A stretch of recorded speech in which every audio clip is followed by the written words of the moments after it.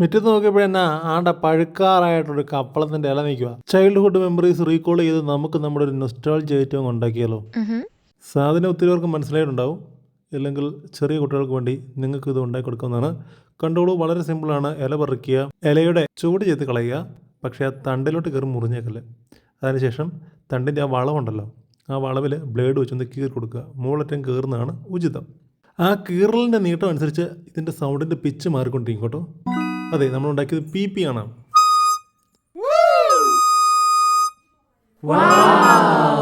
ഇതാണ് കപ്പളത്തണ്ട് വെച്ചുള്ള PP. പാർക്കുട്ടിക്ക് പിടിച്ചു കേട്ടോ, കൊച്ചിന് ഊതാൻ കൊടുത്തു. പാർക്കുട്ടി ആഞ്ഞ് ഊതിയിട്ടും അധികം സൗണ്ട് മാത്രം വന്നില്ല കേട്ടോ.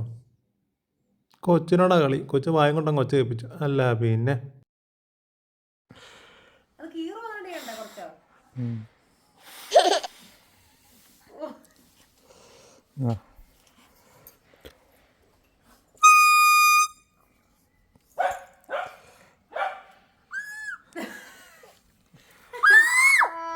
നമ്മുടെ പപ്പിക്കുട്ടന്മാർക്കും പൂച്ചക്കുട്ടന്മാർക്കും ഒക്കെ ജസ്റ്റ് PP നാദം ഞാനൊന്ന് കേൾപ്പിച്ചു കൊടുത്തു.